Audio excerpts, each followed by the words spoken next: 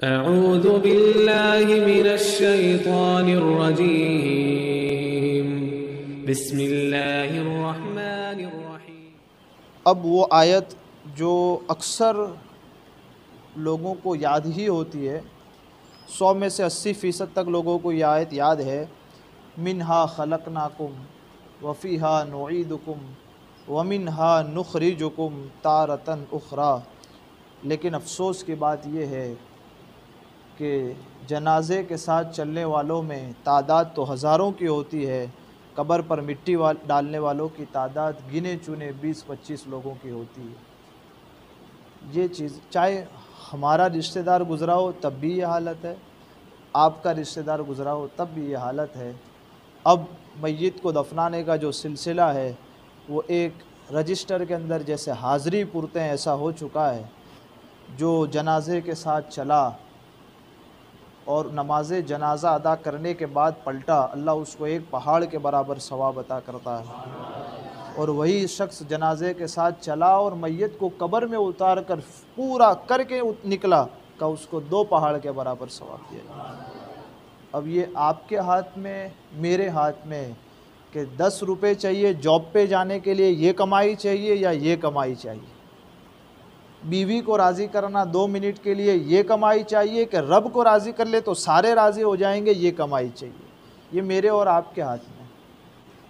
तो अब इस आयत को थोड़ा सा समझ लीजिए आज कि भाई ये जो मिन्हा खलकनाकुम वफ़ीहा नुईदुकुम वमिन्हा नुखरिजुकुम तारतन उखरा ये कहते हैं आप और उसके बाद मिट्टी डालते हैं, तो ये क्या एक सिस्टम जो इस्लाम ने रखा है, इसके पीछे पूरा रीज़न क्या है? क्या नहीं चलता कि बस मिट्टी डालो ख़त्म करो?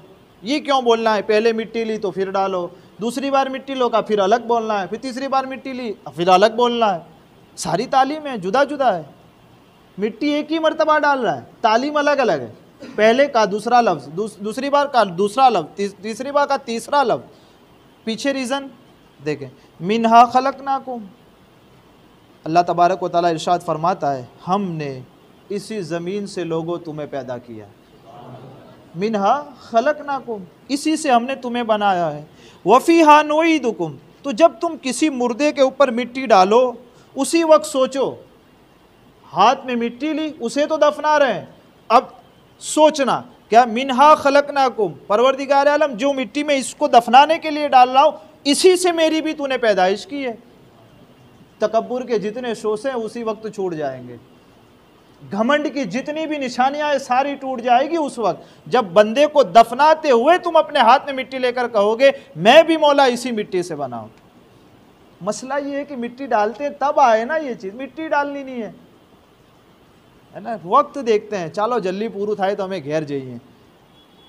कब्रिस्तान में भी लोग ये कहते हैं वातो करे जल्दी जल्दी पूरू नहीं करी देता, मटोड़ू नाखीने तो घेर जता रही। ठीक है, अब वो लोग जो हिसाब देंगे उसका, लेकिन इन सारी बातों से बचना चाहिए।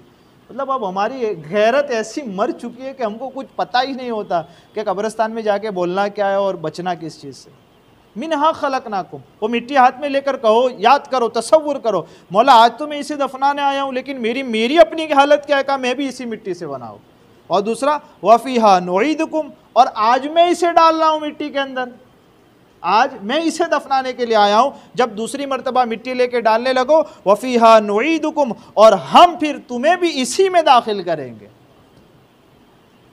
तो पहले तसव्वुर मिट्टी का सोचा, का मिट्टी डाल रहे हो, अब ये भी सोचो कि तुम भी इसी में जाने वाले हो और कोई और तीसरा डाल रहा होगा मिट्टी। जितने गुनाह के तसव्वुर है एक लम्हे के लिए, उस वक्त खड़े होकर बंदा सोचे ना सारे तसव्वुर। तो हालत ये, कब्र में उतारने वालों की हालत ये है कि गुटखा और मसाले खाकर उतारते हैं। कब्रिस्तान जगह ही ऐसी है कि जहाँ जाके मौत याद आए।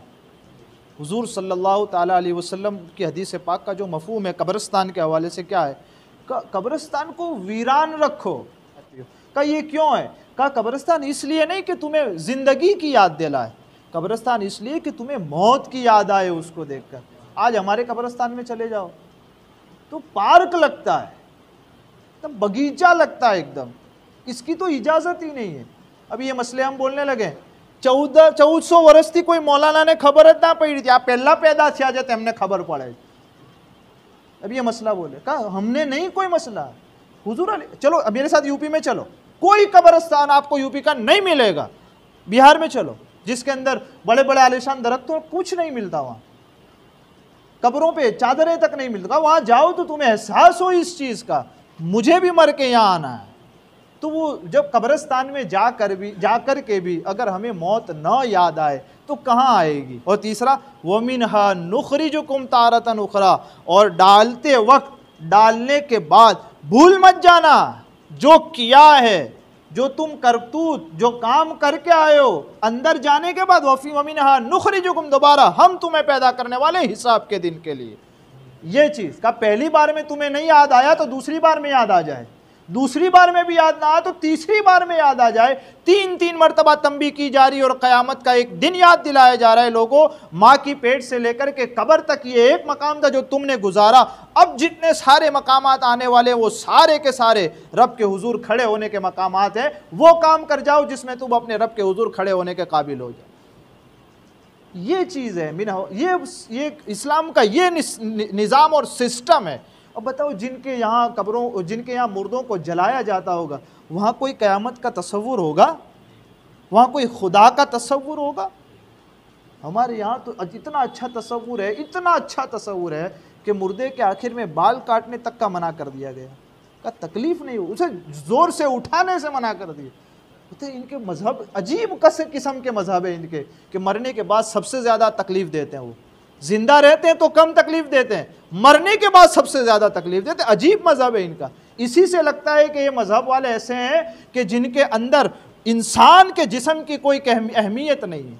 हमारे यहाँ सारी की सारी इज़्ज़त का इंसान के बदन की और इंसान की है, और काबतुल्लाह से ज़्यादा अगर इज़्ज़त किसी की है का वो मर्द मोमिन की है। सुभान अल्लाह, इतना बुलंद मकाम है मर्द मोमिन का।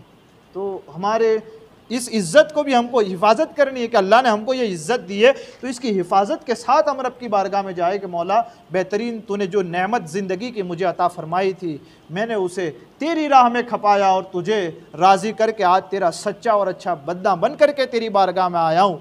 अब तेरी रहमत से उम्मीद है, तेरे महबूब का उम्मती हूँ कि तू अपनी जन्नत से फिर मुझे माला माल कर दे। मेरी दुनिया अच्छी की, कब्र भी अच्छी हो गई, हशर में आया तो हशर भी मेरी अच्छी हुई, और अब का मेरी वो आने वाली ज़िंदगी भी अच्छी हो जाए। एक बात मैंने पढ़ी थी, कह दूँ, वो हज़रत जिब्रील अलैहिस्सलाम की है। हुज़ूर अलैहिस्सलातु वस्सलाम के पास हाजिर होते हैं, तो हुज़ूर अलैहिस्सलातु, आज थोड़ी सी याद है लेकिन मैं इंशाल्लाह कोशिश करूँगा आ जाए मुझे। हुज़ूर अलैहिस्सलातु वस्सलाम के पास आते हैं, फिर हज़रत जिब्रील या हज़रत इज़राइल, दो में से कोई एक होते हैं, नहीं हज़रत जिब्रील ही होंगे गालिबन, ये दो का नाम इसलिए ले रहा हूँ ज़हन में आगे पीछे हो जाने को। हुज़ूर अलैहिस्सलातु वस्सलाम को लेकर कब्रिस्तान की तरफ जाते हैं, पुराने कब्रिस्तान की तरफ पहुँचते हैं, और फिर जिब्रील अलैहिस्सलाम के तो पर भी हैं ना, तो एक कब्र की तरफ अपना एक पर मारते हैं, सीधे वाला पर मारते हैं, तो उसके अंदर से बंदा ला इलाहा इल्लल्लाहु मुहम्मदुर रसूलुल्लाह पढ़ता हुआ निकलता है। सुभान अल्लाह, बड़ा खूबसूरत होकर के निकलता है। फिर कहते हैं जैसे आया था वैसे सो जा, फिर वो सो जा। फिर दूसरी तरफ जाते हैं, फिर दूसरा पर मारते हैं, फिर उसमें से बंदा हाय वाय जहन्नम का अजाब चिल्लाता रोता हुआ निकलता है। फिर उसको कहते हैं जा तू भी जा कर के सो जा, फिर वो सो जाता है। वो अच्छा निकला था, ये बुरा रोता हुआ निकला। का मामला क्या है? का तुम जैसे ज़िंदगी में काम करोगे, ठीक मौत के वक्त वही मंजर सारा आ जाएगा। तो ज़िंदगी अच्छी गुजारो ताकि मौत अच्छी मिले, और जो करते हुए मरोगे वही करते हुए उठोगे। ये चीज़ है। हदीस पाक का मफ़हूम क्या है? जो करते हुए मरोगे वही करते हुए उठोगे कब्रों से। फिर आखिर में कहते हैं लोग इसी तरह मैदान महशर में उठेंगे कि कोई हंसता मुस्कुराता चेहरा लेकर के रब की बारगाह में जा रहा होगा, उसी के मुकाबले में एक दूसरा होगा रोता हुआ बिलकता हुआ, फरिश्ते मारते उसे जहन्नम की तरफ लेकर के जा रहे हो। अब ये मेरे और आपके हाथ में है कैसे उठना है। मेरे और आपके हाथ में एक अजान हो रही है, बावजूद इसके हम शॉपिंग पे बैठे रहें। वो शॉपिंग इसलिए कहते हैं कि अपने मोहल्ले में बात हो रही है। अभी मैं इस मस्जिद का इमाम हूँ तो बात यहीं की करूँगा, यहाँ तो नहीं कहने जाऊँगा कि महाराष्ट्र के लोग, फैस पार्क के लोग। तो इसमें थोड़ी सी पब्लिक को यूँ भी मौलाना घड़ी घड़ी शॉपिंग बोलते हैं। घड़ी घड़ी बोलते नहीं, अब मिसाल तो देनी ही पड़ेगी आपको।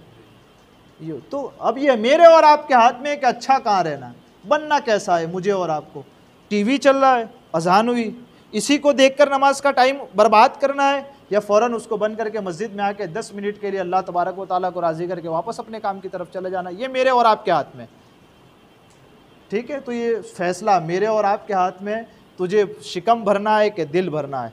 पेट भर जाएगा, दिल भर जाएगा, लेकिन ये मेरे और आपके हाथ में है कि खाने से भरना है कि नूर से भरना है। खाने से भरोगे तो ख़त्म हो जाएगा, निकल जाएगा, और नूर से भरोगे का खुद भी माला माल होगे, जितने करीब होंगे सारे को माला माल करते जाओगे। ये मेरे और आपके हाथ में है, नूर से भरना है या खाने से भरना है, ठीक है। अल्लाह ताला मुझे और आपको सही सीधी समझ अता फ़रमाए, दीन पर इस्तिक़ामत अता फ़रमाए। मेरे कहने आपके सुनने में आमदन सहवन कोई ख़ता हुई हो, अल्लाह अज़्ज़ व जल अपने हबीब के सदक़े उसे माफ़ फ़रमाए। अस्तग़फ़िरुल्लाह रब्बी मिन कुल्लि ज़ंबि व अतूबु